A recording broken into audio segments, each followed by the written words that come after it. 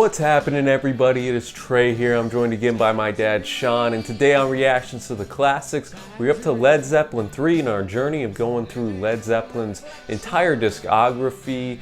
And if this is your first time joining us, guys, thanks for stopping by. Here at Reactions to the Classics, we take a look back at some of the most classic records of all time and do a detailed track-by-track review of them. And just like today, it's usually the first time we've listened to the record. If that sounds like something interesting to you, be sure to hit that big red subscribe button. And if you would like to link up with our community more, you can check out our Facebook group link below, as well as our Patreon page if you'd like to support us. And all that to say, let's get into some quick facts. All right, Trey was the third studio album by Zepp, obviously, released in October of 1970. It's recorded over a 2-month span earlier in that year. Went to number one in both the UK and the US.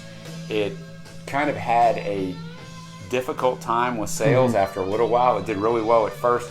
Critics didn't know what to think of it because it is quite a bit different than the first two offers. Yeah. So the sales really plunged, and they kind of blamed the critical response to it. It did kind of shift things from most of the songwriting by Page into, and Plant had done some, but into kind of all four contributing. So it was also thought of as a definite change in direction for Zepp that ended up being good overall for him. Yeah, and you mentioned this a little bit, Sean, but this record was a more eclectic style because the entire second side is acoustically based.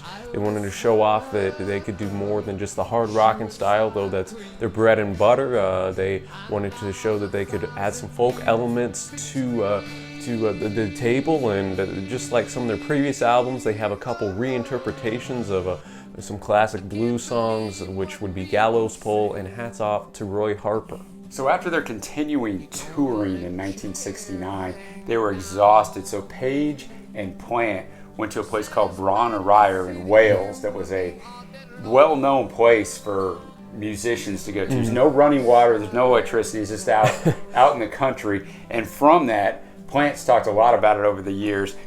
This album came from that, especially the second acoustic side you were talking about. They wanted to show that they could do any sort of songwriting, any sort of instrumentation they wanted. Page ended up producing this, and John Paul Jones especially steps up with the different instrumentation arrangements here. You'll notice that in a lot of different songs. You have some synthesizers, you have string sections, a bunch of different stuff that really show off what talent John Paul Jones had. So instrumentation, as with the previous two records, is again top notch. Well, first up is Immigrant Song, built on a repeating riff. It's about the Viking invasions of England and inspired by a short tour of Iceland in June 1970. It likens the band's trip to Iceland and Norse warriors setting out to colonize America. It's just kind of a short track. It's very pumping and went to in the top 20 in the US, which is a big deal for them. I like it. It's obviously a very good way to start an album out, and it's different. It's what you would expect from Zepp, but as the album unfolds, it's going to stand out because it is like the first two albums, and there's not a lot of other songs that are. No, yeah, I think that Zepp does a good job starting their records off with a hard rock pumping anthem. We had Whole Lot of Love on the last record, which was a wise choice, and again, I think they did good doing that here. Some different subject matter, again in the mythical fantasy, like they had a song about Lord of the Rings on their last record, so kind of continuing that fantasy theme there, and just that opening riff. Like, this was the only song I was familiar with coming into this record, and you just know as soon as those, you just know right away it's Immigrant Song. A fantastic track. And that takes us into Friends. This is a stripped back arrangement, very sparse, and really highlights Plant's vocals here. For me, on side one, this is the track that was most forgettable. It maybe didn't help that it was sandwiched in between two of my favorites on this record, but it's not a bad track by any means. It just was a little bit forgettable. Yeah, I'll echo that. My least favorite on side one. Still liked it. It's, I think it stands out maybe for the sparseness coming right off of Immigrant Song. It takes us to Celebration Day, which starts with guitar chords kind of played over a synthesizer, which is the same way Friends ends, so it connects the two songs. And interestingly enough, there was a drum hard rocker that you know and love and expect from Zepp here, and I thought the drums, especially by Bronn, were stand out. That transitions us into Since I've Been Loving You. This is the longest track on side 1. Jones playing Hammond organ, and he also used the bass pedals instead of a bass guitar. Yeah, and the audio engineer Terry Manning said this was the greatest guitar solo of all time. That's how he felt about it coming out of there, and it kind of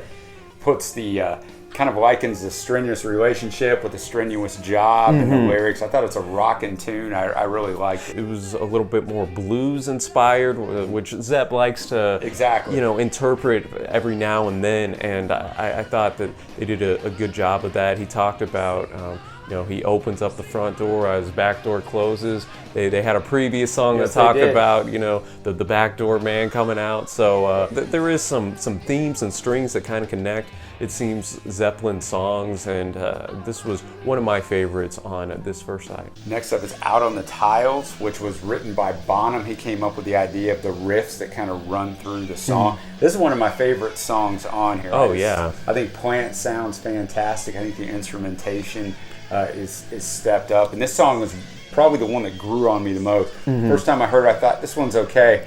Now when I re-listen to the album after I don't know how many times, 15 times, this is one I really look forward to. The second side, when I knew it was going to be acoustic, I know we're not there yet, I was disappointed a little bit because I like Bonham's drumming so much, and since he had a big influence on this song, that's I think one of the reasons why it sticks out to me, because the drumming is highlighted in a major way and just complements the music so much. So I'm with you, Sean. I thought this was a fantastic way to end side 1. We start the acoustic side of the record with Gallows Pole. This is an updated arrangement of a traditional folk song, The Maid Freed from the Gallows. Sometimes the person about to hang, which is what this is about, they're at there by the gallows pole about to hang.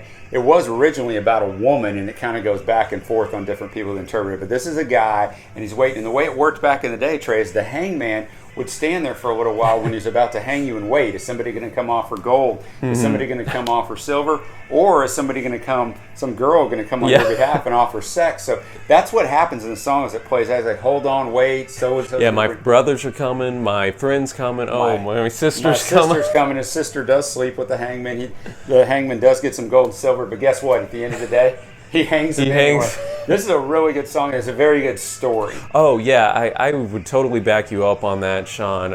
As this is one where you read the lyrics, it really heightens the I definitely advise that. enjoyment of the song, and I just like how towards the end, it just keeps ramping up until, Plant's just belting out, swinging on the gallows pole. So all in all, a fantastic track. Okay, now we're up to Tangerine, kind of a ballad on lost love. Page plays 2 different guitars in this thing, a 6-string acoustic, a 12-string acoustic, but the way they mix it together, it almost sounds the same. This was maybe my favorite Zepp song that I've heard to date, honestly. I'd go that far. It's at least in the top 3 or 4.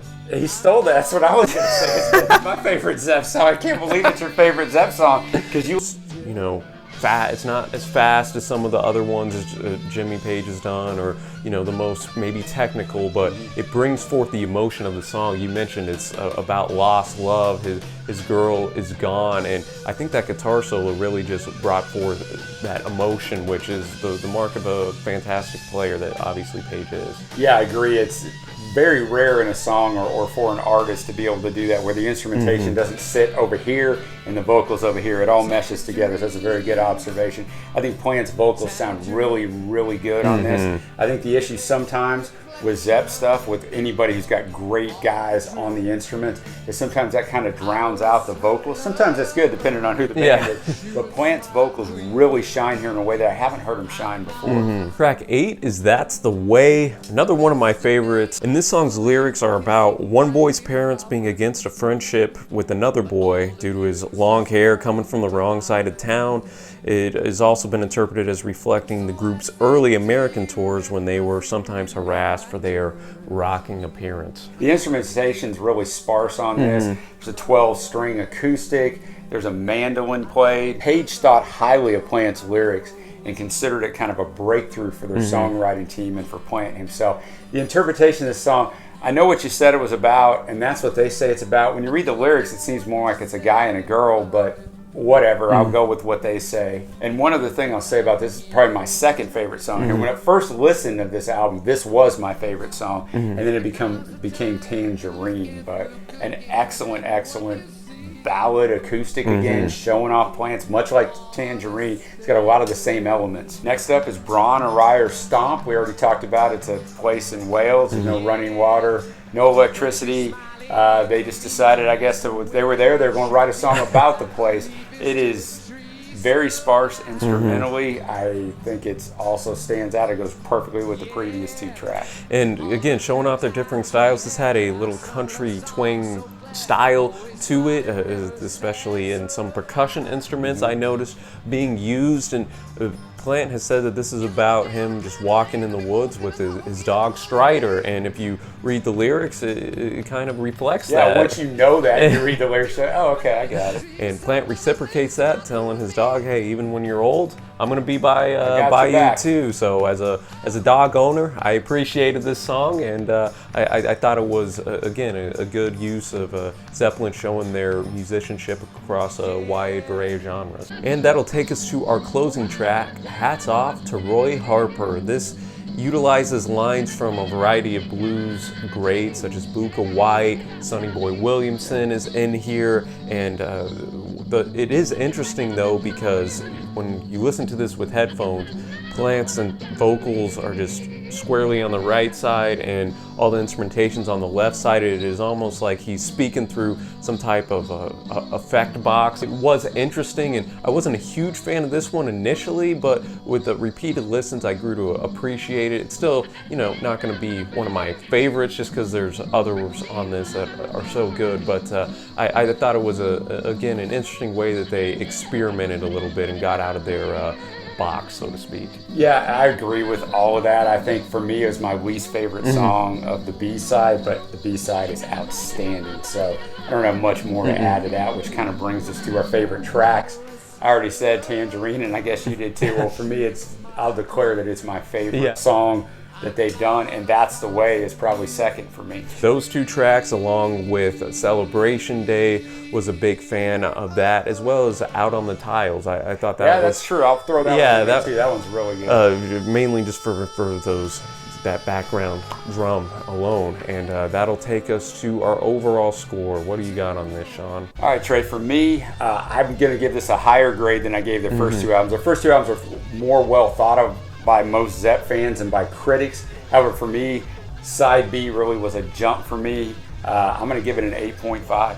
I love it, man. Yeah, this I enjoyed better than Zepp 2, and it's in the running for being better for me than their debut. I don't know if I'm quite there yet, but we'll see as time passes and I get more familiar with the records. And so for me, I'm going to be at a very strong 8.75 here. Might bump that up to a 9 as time goes on.